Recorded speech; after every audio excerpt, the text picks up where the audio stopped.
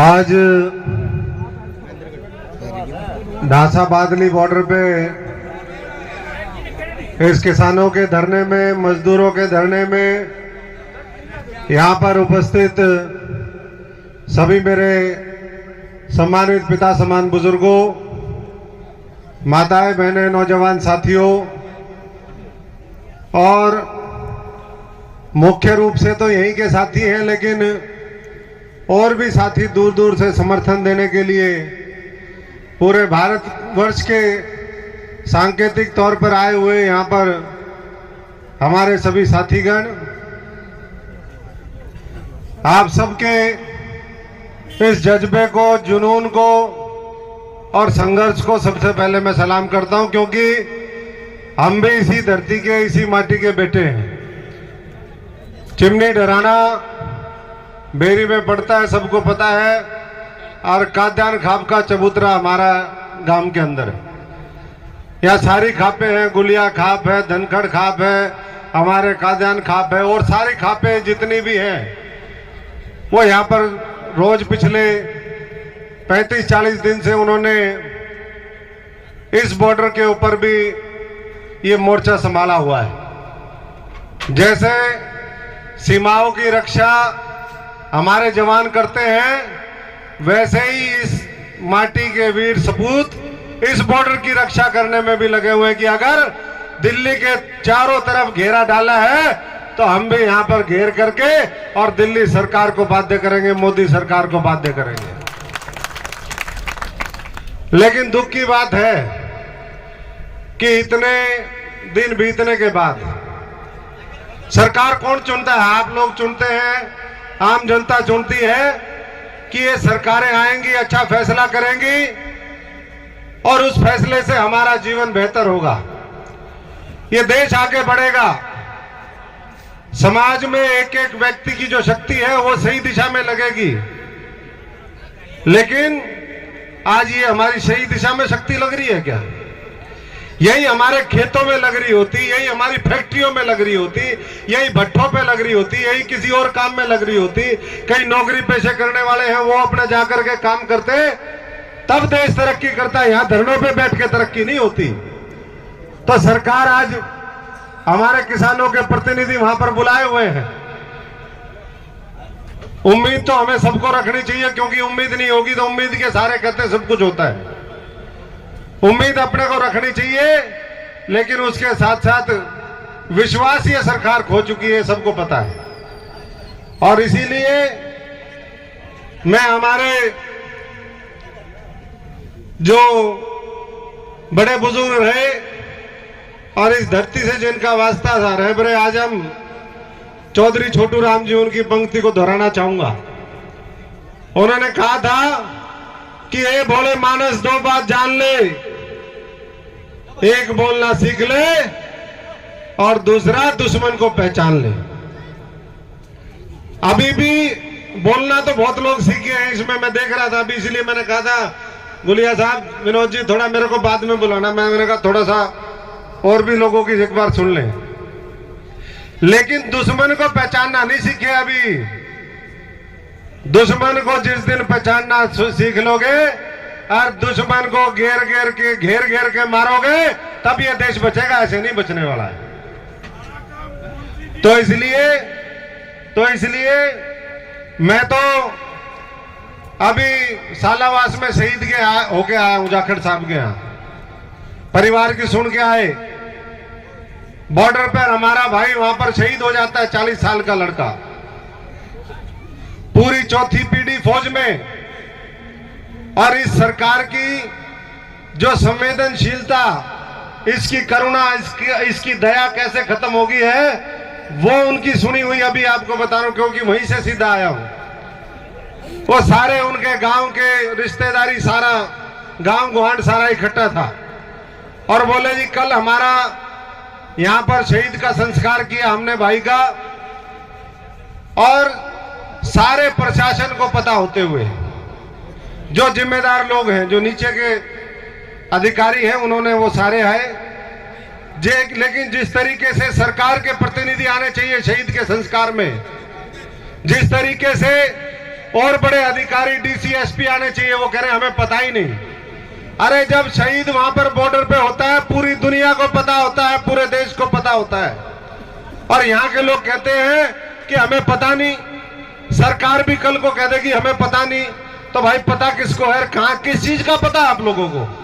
केवल मोदी की, अडानी की, अंबानी की, टाटा की, बिरला की, इनकी गुलामी करते रहोगे, ये पता है और कुछ नहीं पता तुम्हें?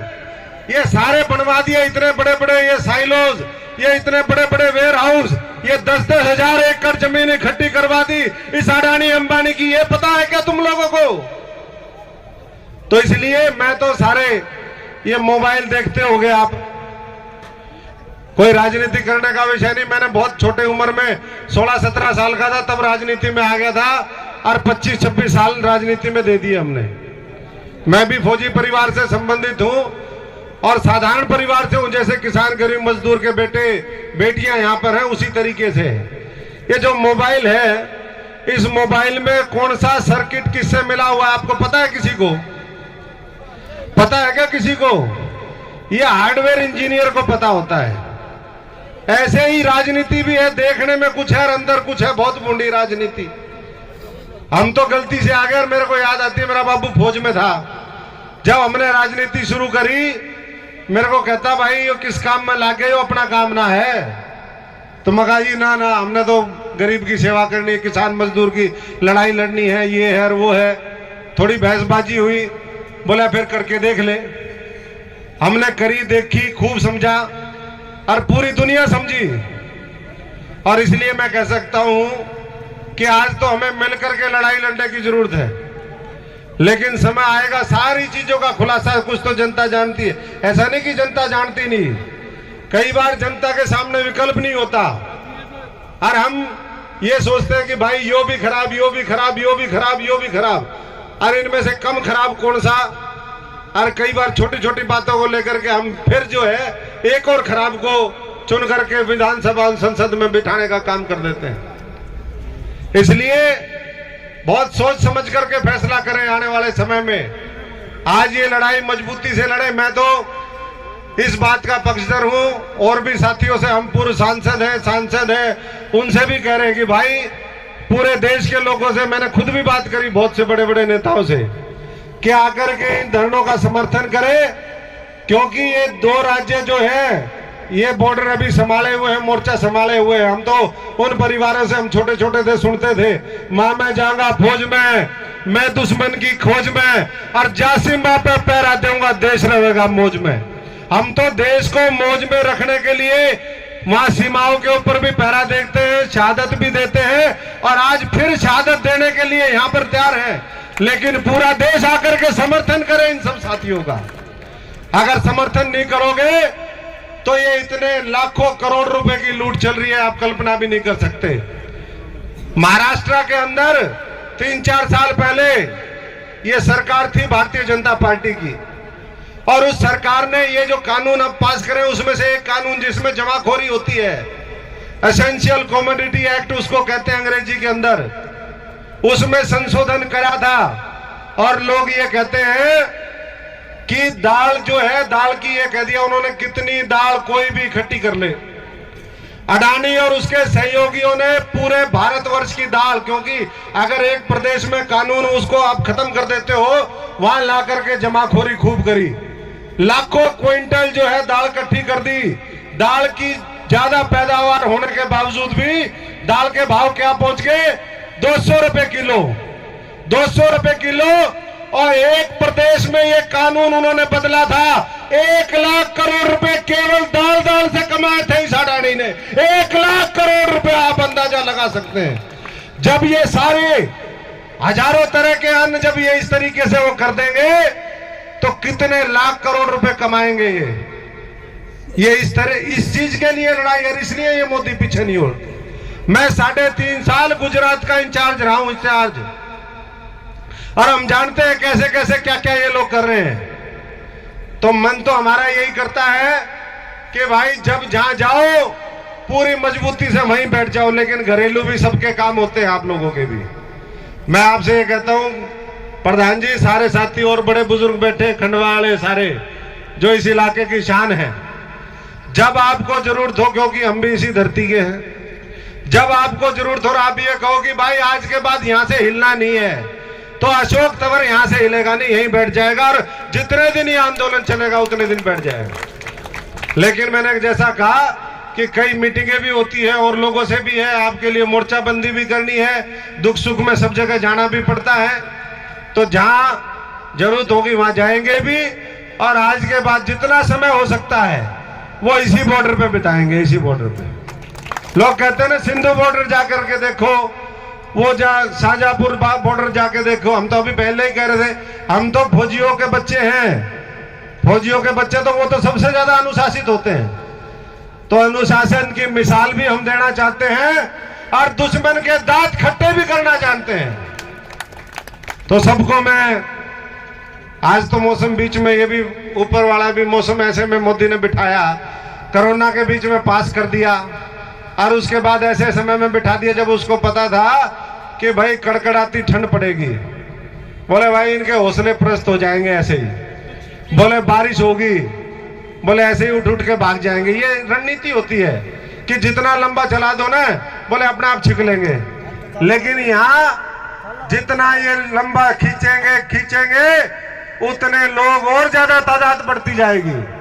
कहते हैं ना, जुल्मी जब जब जुल्म करेगा सत्ता के गलियारों से जर्रा जर्रा गूंज उठेगा जय हिंद के नारों से। तो ये भारत बचाने की लड़ाई है, ये केवल ये मत सोचो कि किसान को बचाने की लड़ाई है। ये ठीक कहते हैं, हम आजकल खूब सुनते हैं साथियों का कि भाई अगर किसान तो फिर भी खा लेगा, पैदा करेगा, अपना रख लेगा, भाई इतना क्विंटल होया अपने घर में रख ले। गरीब आदमी कहां से खाएगा? वो 200 रुपए दाल खा सकता है, वो 80 रुपए का आटा खा सकता है, वो 100 रुपए किलो की गाजर खा सकता है क्या? तो इसलिए समझना पड़ेगा सबको। और 36 बिरादरी को जिसके लिए ये हरियाणा जाना जाता है, उनको सबको सहयोग करना पड़ेगा। ये मुख्यमंत्री जी कहते हैं, क्या कहते हैं, बोले भाई किसान धींगा मस्ती कर रहे हैं और धींगा मस्ती नहीं करने देंगे। ये धींगा मस्ती है क्या? धींगा मस्ती क्या होती है भाई? धींगा मस्ती तो वो होती है जैसी आप लोग करते हो, खाते हो 1-1 लाख रुपए किलो की मशरूम, यूं चेचक के दाग थे, थारे गड्ढे थे सत्ता में आने पहले, यूं और सारे गाल फूल फूल का प्लान करवा लिए तुमने, बिरन केक खाओ और केक करो और केक करवाओ।